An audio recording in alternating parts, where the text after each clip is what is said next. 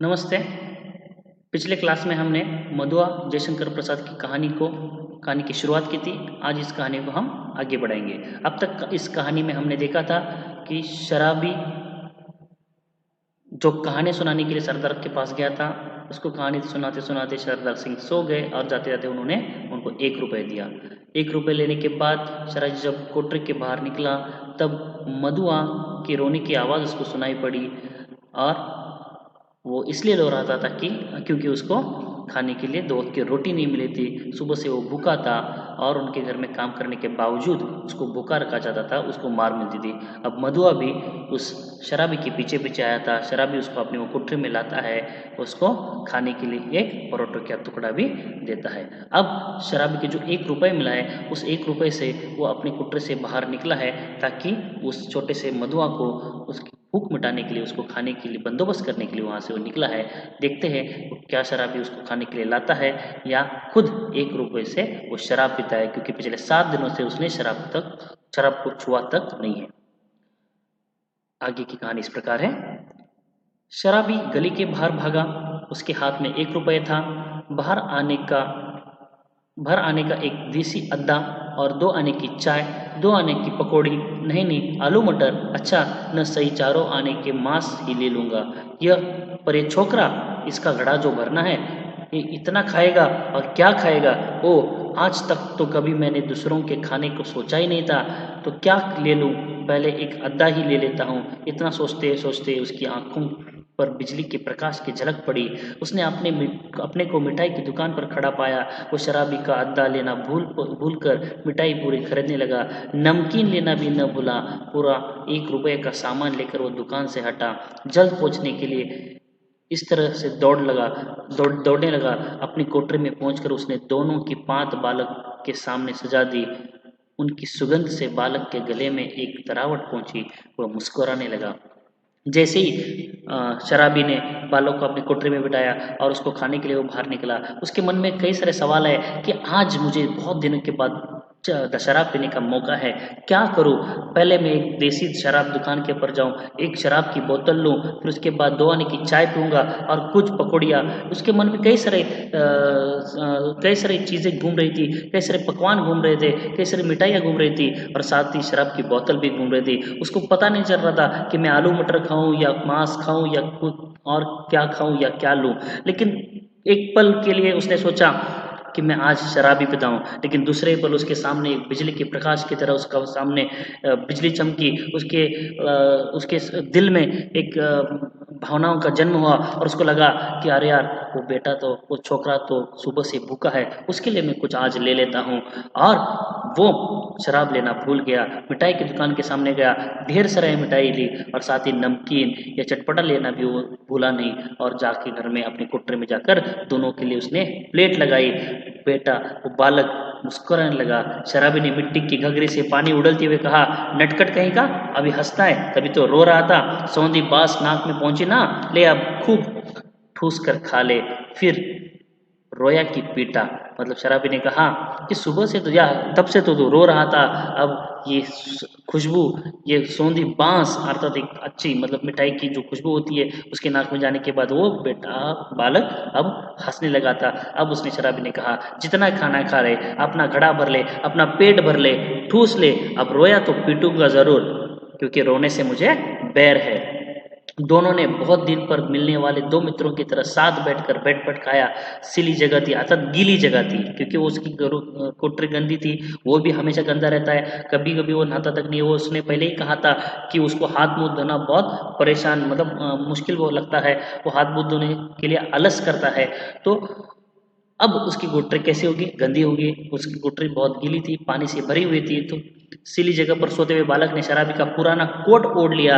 जब उसे नींद आई तो शराबी ने कंबल तान कर बड़बड़ाने लगा। सोचा था आज 7 दिन पर भरपेट फिर पीकर सोऊंगा, लेकिन ये छोटा सा रोना पाजी न जाने कहाँ से आ जाऊंगा। मतलब खाने के बाद सोने चले गए। दोनों ऐसा खाना खा रहे थे जैसे कि 2 मित्र वर्षों से सालों से के बाद मिले हो, और एक छोटा सा बालक और एक शराबी, मध्यम वर्ग का शराबी, दोनों के बीच में एक ऐसा रिश्ता बना हुआ था कि जैसे 2 मित्र दोनों बैठकर या मिल बैठकर बैठे हैं और खा रहे। दोनों सो गए।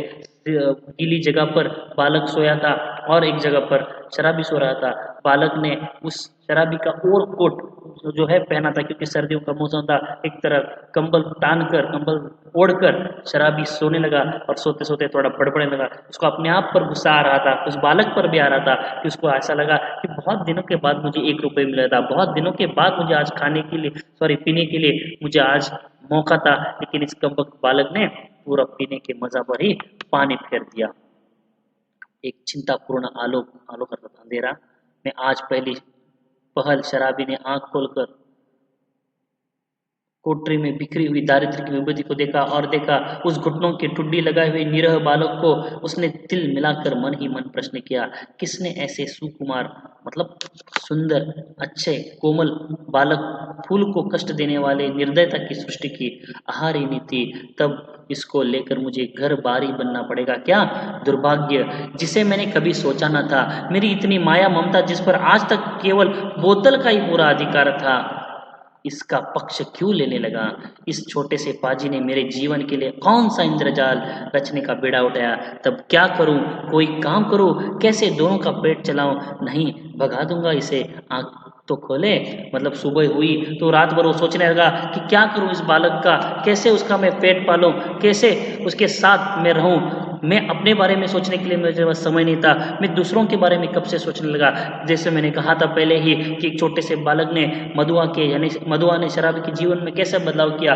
एक छोटा सा बालक एक रात में उसके चेहरे की खुशी, चेहरे की हंसी ने शराबी के जीवन में थोड़ा सा बदलाव किया, शराबी को सोचने के लिए मजबूर किया। जो दिन रात सिर्फ शराब के बारे में सोचता था, आज वो सोचने लगा है कि क्या करूं, कैसे दोनों का पेट चलाऊं। वो खुद सोच रहा है मेरे जीवन में मेरा ही अधिकार नहीं था, बस शराब का ही अधिकार था।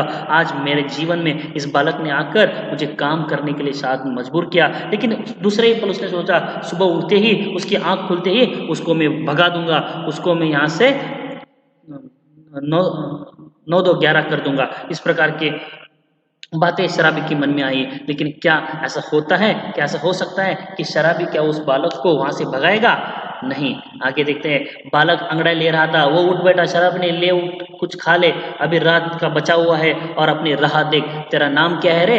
अब तक उस शराबी ने उस बालक का नाम तक पूछा नहीं था। देखो कैसे लोग होते हैं जिसका अपने जीवन में कभी कभी अनजाने में चले आते हैं, अननोन पीपल चले आते हैं और अपने जीवन में बदलाव हो जाता है। कभी कभी आपके साथ भी कभी कभी ऐसा हुआ होगा कि अनगिनत लोग आसपास होते हुए भी हम उनको पहचान नहीं पाते, और ऐसे ही लोग अपने जीवन में कभी कभी नया रास्ता, नई राह हमें खोल देते हैं, नई रोशनी हमारे जीवन में होते हैं। हमेशा जीवन में सकारात्मक दृष्टिकोण रखनी चाहिए। किसी न किसी के जीवन में कोई ना कोई लक्ष्य जरूर होता है, और उस लक्ष्य को पाने के लिए जीवन में कोई ना कोई आइडल या जो कोई उद्देश्य हमें जरूर रखना होता है। शराबी के जीवन में कोई उद्देश्य नहीं था, लेकिन बालक आने के बाद उसके शराबी में धीरे धीरे जीवन में बदलाव आने लगा है। वो जीवन के बारे में थोड़ा सकारात्मक सोचने लगा है। उस अनजान बालक के बारे में सोच रहा है कि वो कौन है, कहाँ से आया, कैसा है, और अब तक उसने उसका नाम तक नहीं पूछा। शराब ने कहा, अब रात का बचा खाना खा और अपने रास्ते पे चल, मैं तुम्हें संभाल नहीं सकता। तुम्हारा नाम क्या है रे?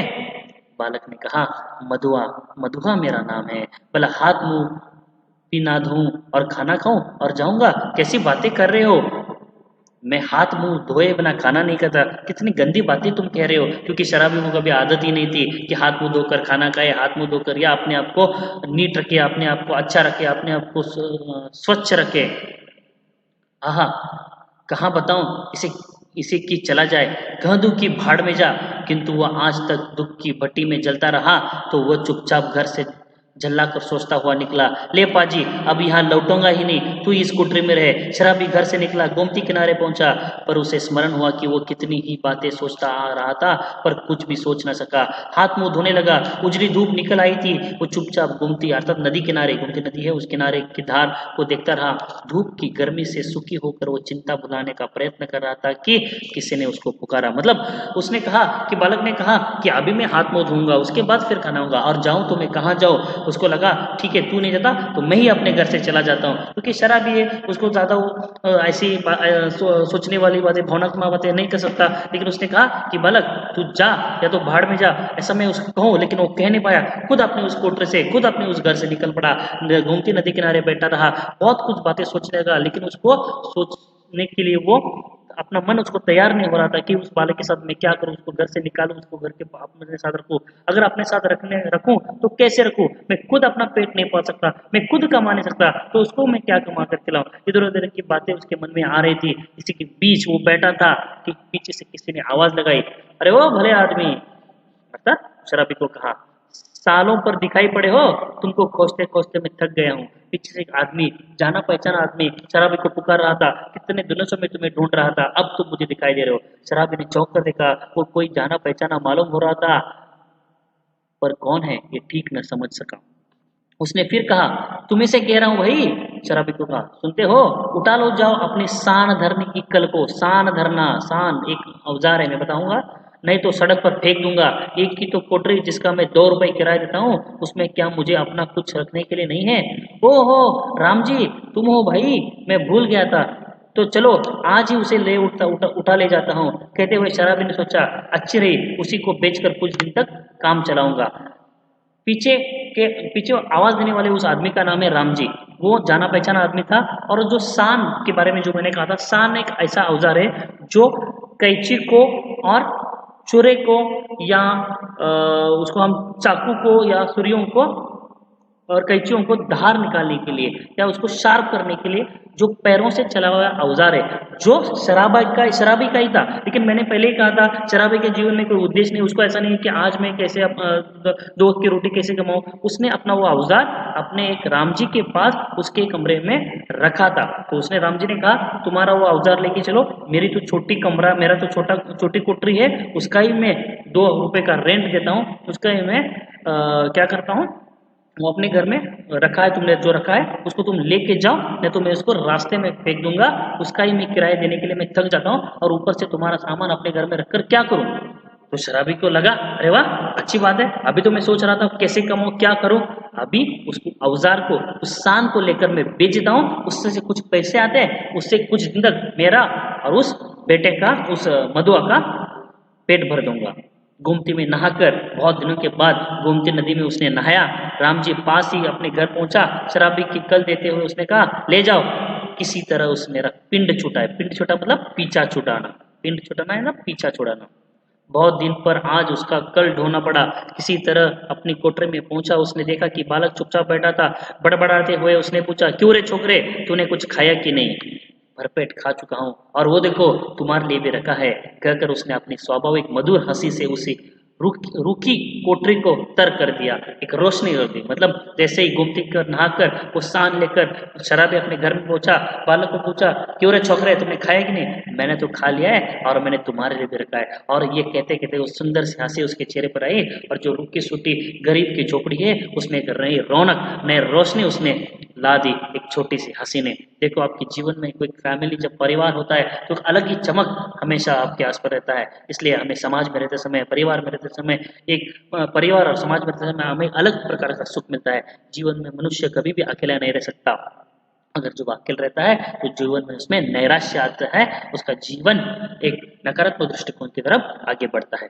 शराबी एक क्षण भर चुप रहा, फिर चुपचाप जलपान करने लगा। मन ही मन सोच रहा था कि ये भाग्य का संकेत है, ये नसीब का संकेत है, तो क्या और क्या है। चलो फिर शान देने का काम चलता चलूं, फिर शान देने का काम चलता करूं, दोनों का पेट भरेगा। वही पुराना चरखा फिर सिर पड़ा, नहीं तो दबे दो बातें, किस्सा कहानियां इधर उधर की कहकर अपना काम चला ही लेता था। अब तो बिना कुछ किए घर में नहीं नहीं चलने का। जल पीकर बोला, क्यों रे मधुआ, अब तू कहाँ जाएगा।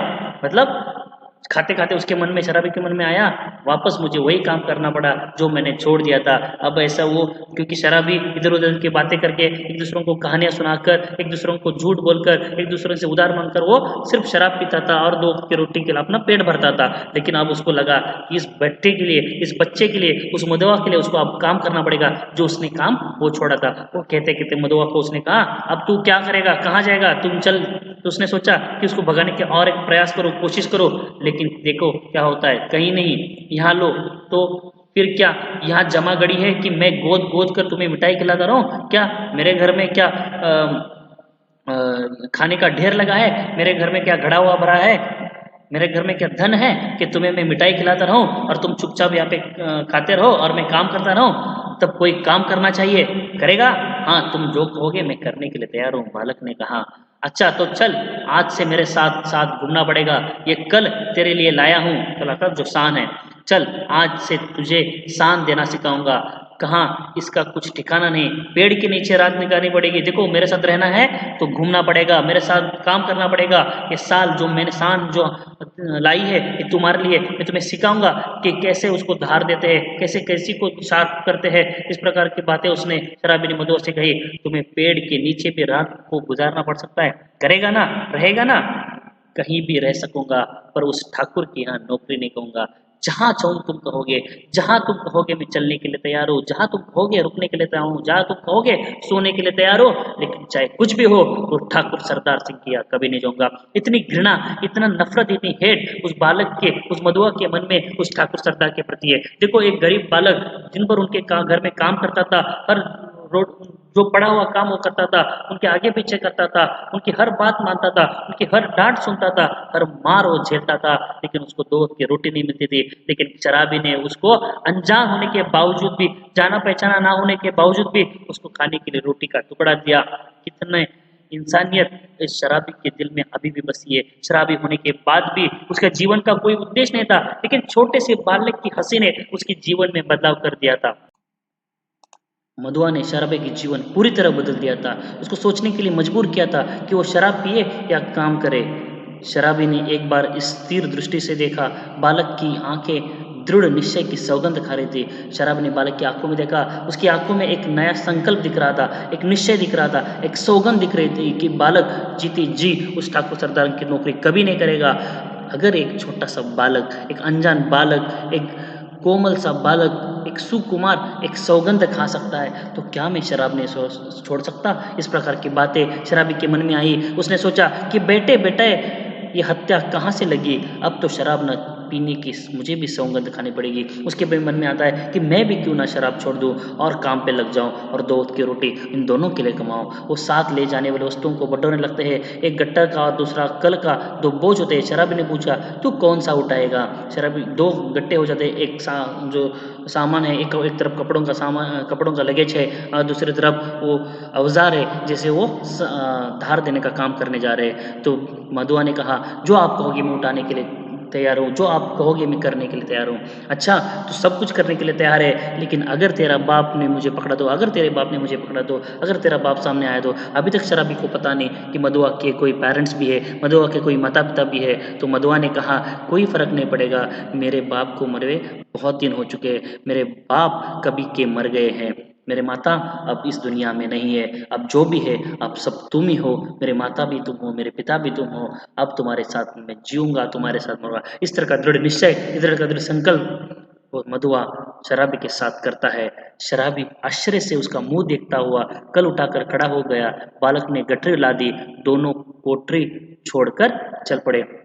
अब तक उसको, ये शराबी को पता नहीं था कि ये छोटा सा नन्हा सा बालक अनाथ है, उसका आगे पीछे कोई नहीं है, उसके माता पिता नहीं है। फिर भी वो दो की रोटी के लिए एक अमीर घर के लोगों के जूते खाता था, अमीर लोगों की वो गालियां सुनता था, लेकिन उसको खाना तक नहीं मिलता था। लेकिन आज उस बालक के, उस मधुआ के माता और मधुआ के पिता भी वो शराबी बन जाए। अनजान बच्चे के जीवन में आने के बाद शराबी ने अपना जीवन को पूरी तरह बदल दिया है। शराबी अपनी शराब छोड़ दी है, अब वो वही पुराना काम कर रहा है जो पहले करता था, शराब पीने से पहले करता था। लेकिन शराब के आने के बाद उसने अपना काम धंधा छोड़कर अपनी गंदी कोठरी में वो पड़ा रहता था, गंदा रहता था, और एक दूसरों को कहानियां सुनाकर अपना पेट भरता था।